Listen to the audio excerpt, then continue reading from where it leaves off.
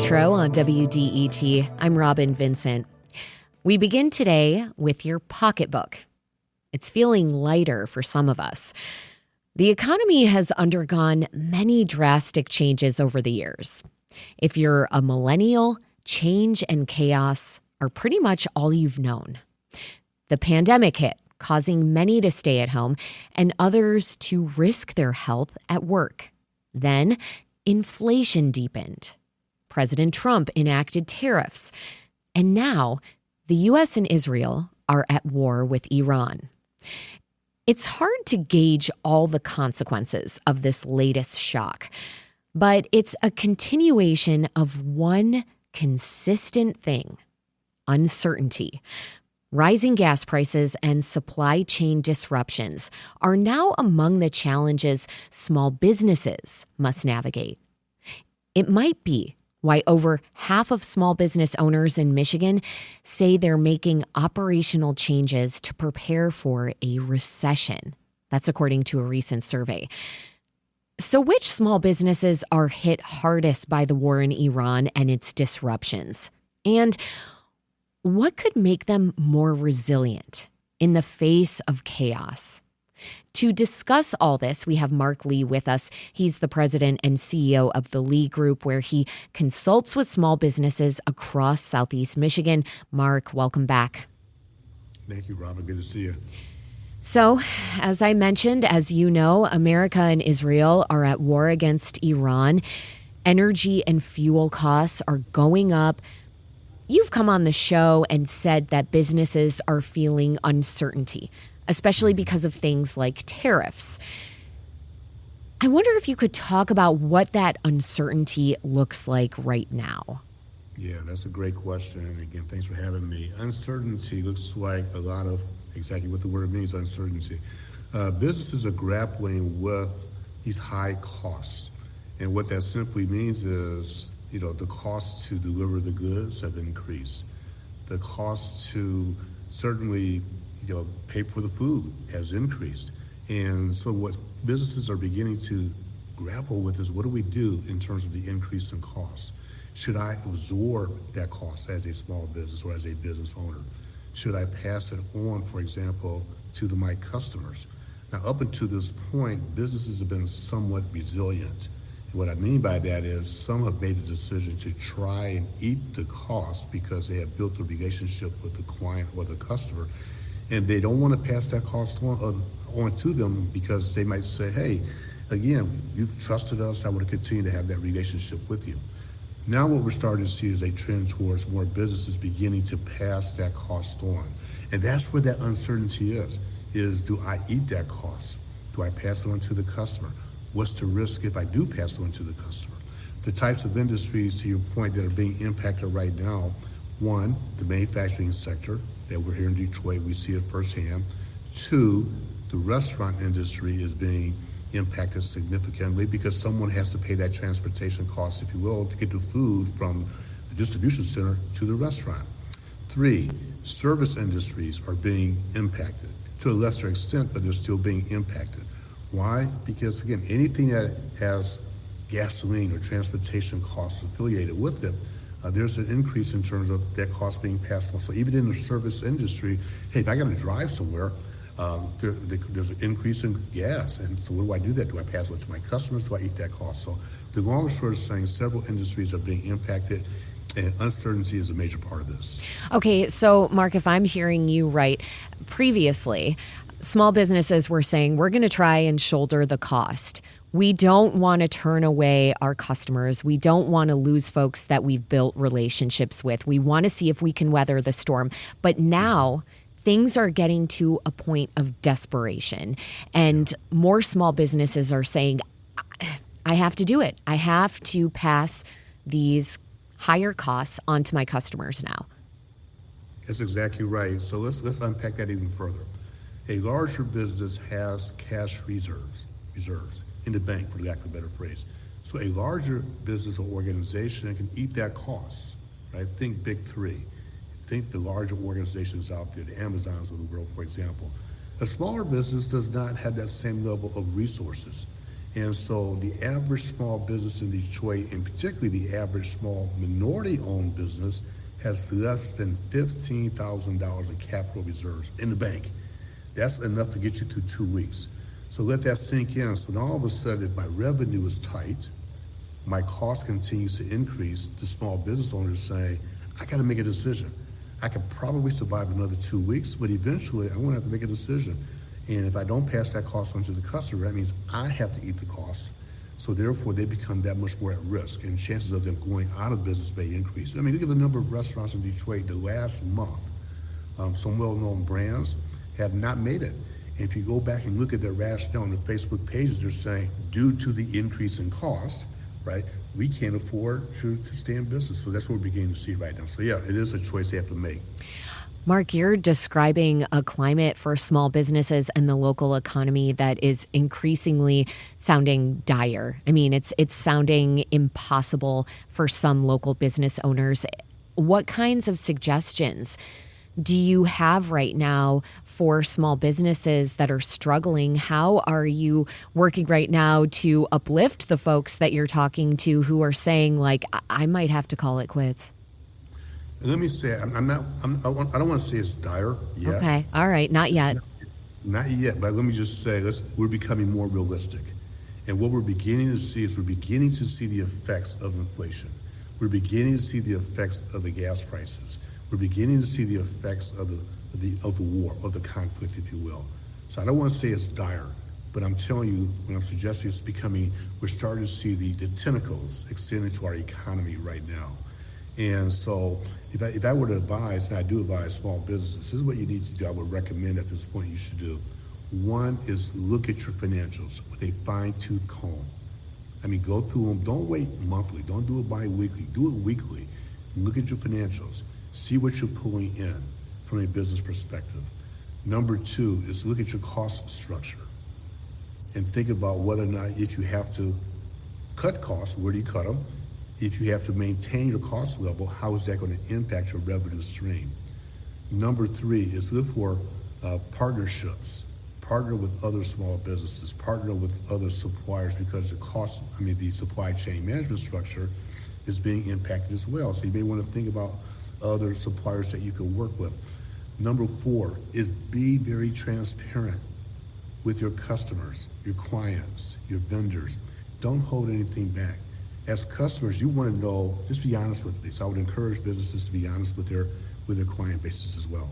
I am extending an open invitation right now to small business owners who are listening, because I have to tell you, Mark, it's really hard for us to get small business owners onto this show to talk about the struggles they're facing.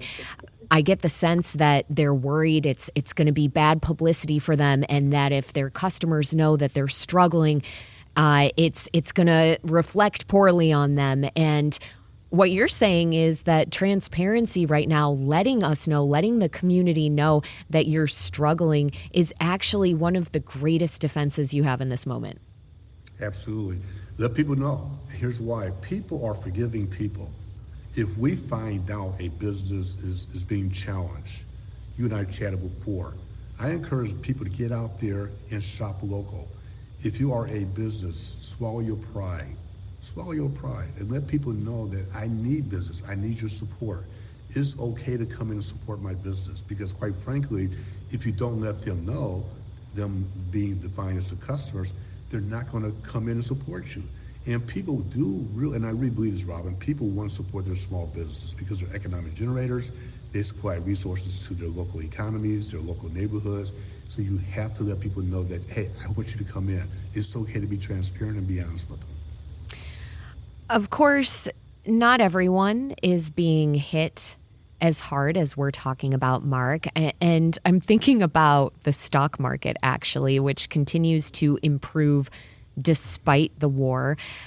There are a lot of folks who don't play in the stock market, but I'm still wondering if small business owners take advantage of that kind of economic growth in some way. A lot of small business owners typically, the minority-owned small businesses don't take effect. They don't rely on the stock market. They don't take advantage of it. And to your point, 50% of the U.S. population, in fact, does not engaged in the stock market. So it doesn't even impact them. But yeah, as we're talking about the stock market's up there 50,000 points, to the average consumer, it's like, okay, great. What does that mean? Yeah. What does that mean? Not just someone who's in the stock market, they're thinking, that's great. That means my portfolio is increasing. Let's take that down to the small business level. A lot of small businesses don't even touch the stock market. They're not concerned about it. Why? Because they're focused on the day-to-day. They're just trying to get to the next day in terms of sales, revenue, increasing their profits. They're trying to figure out, do I increase my prices? Do I cut them or what? So no, a lot of the smaller businesses are not relying on the stock market because in their minds and their opinions, it doesn't matter to them. It's the Metro on WDET. I'm Robin Vincent. My guest is Mark Lee, a small business consultant leading the Lee Group.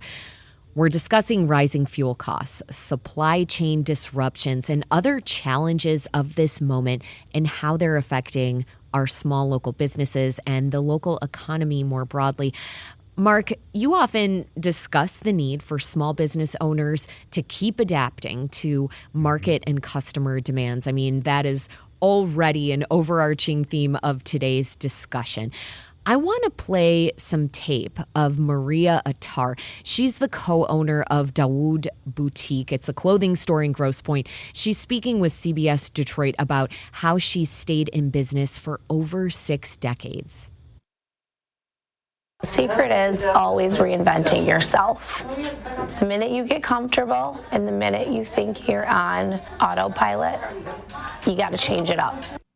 Okay, Mark. What are some examples of things that small businesses have done to, in Maria's words, change it up, to reinvent yourself, especially during these chaotic economic times? Let me say she is absolutely spot on. I tell businesses all the time, if you don't change, if you don't evolve, if you don't adapt, you will die. Not literally, but figuratively, and the competition will leapfrog you. So what can businesses do to adapt? One is continue to leverage technology. And that scares a lot of small businesses because it sounds so big. It sounds like, wow, that's a big company thing, right? I don't know anything about technology. But it's important now that you begin to leverage technology. Specifically, I'm going to scare everybody right now, begin to leverage AI.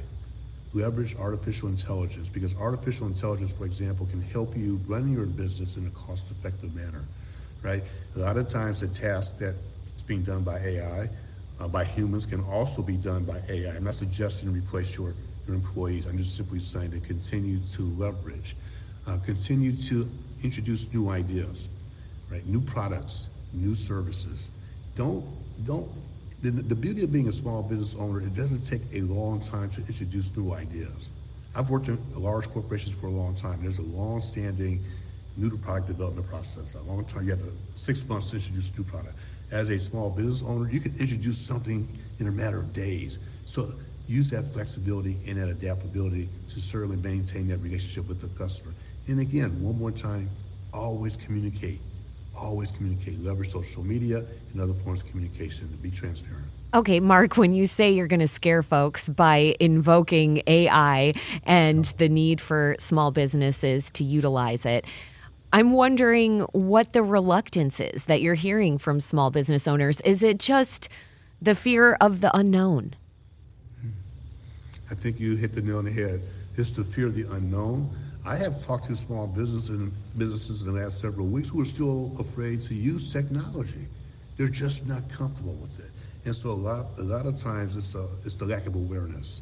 And I think it's important for business owners to engage themselves, make themselves aware, educate. Hey, I leverage technology in my business, and it has saved me time. It has saved me a lot of resources in terms of personal resources, I should say professional resources or dollars. It's made my business much more cost efficient. But Robin, when I first heard about AI, like everyone else, I'm assuming, what the heck is it? Mm-hmm. What do I do with it? So when I say I'm going to scare people, what I mean by that is not literally. The biggest challenge is that people need to make themselves aware of it. You know what? Take a couple classes, play around with it. Try some things that might be unique to your business, because I think that will help you focus on business sustainability and growth as well. But it's about using it responsibly, right? I mean, people are they should be a little bit skeptical about any new technology. But you're saying, yes, proceed, but proceed with caution. There are other signs that things are not perhaps as dire as some might think. And again, I know you pushed back against that word that I used. In March, the unemployment rate unexpectedly dropped. Companies added about 178,000 jobs last month. Mark, to the best of your knowledge, what kinds of small businesses in Michigan have been affected by this change? In terms of growth, you're talking, you said the unemployment rate was basically, it fell slightly, I believe. So Yeah. And I mean, 178,000 jobs last month were added. But I'm seeing from you like a skeptical look, like you're not seeing the cascading positive impacts of that with small businesses. You're seeing the growth still in the healthcare industry, right? And so a lot of times you might think of the provider industry, the hospitals.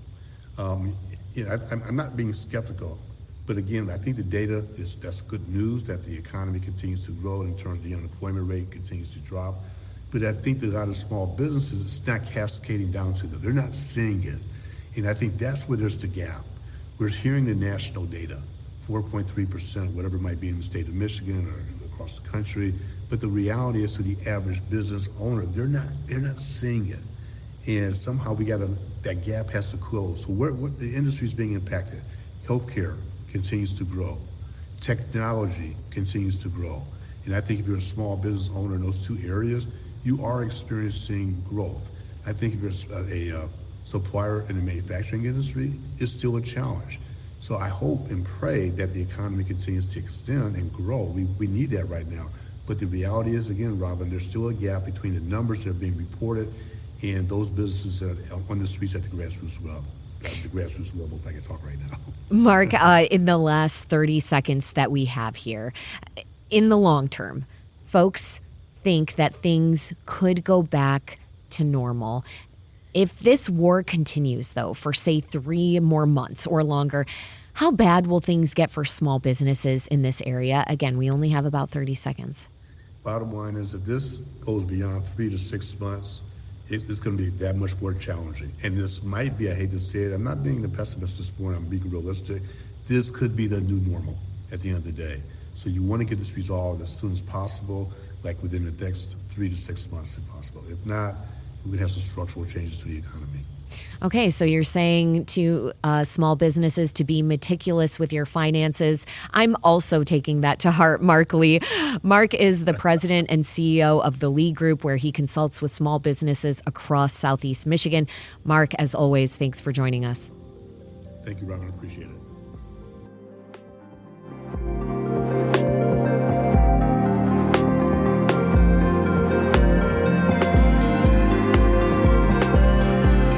It's the Metro on WDET. I'm Robin Vincent. Coming up next, we'll continue discussing the economy and focus on how the automakers in Michigan are holding up. That's next on the Metro. Stay with us.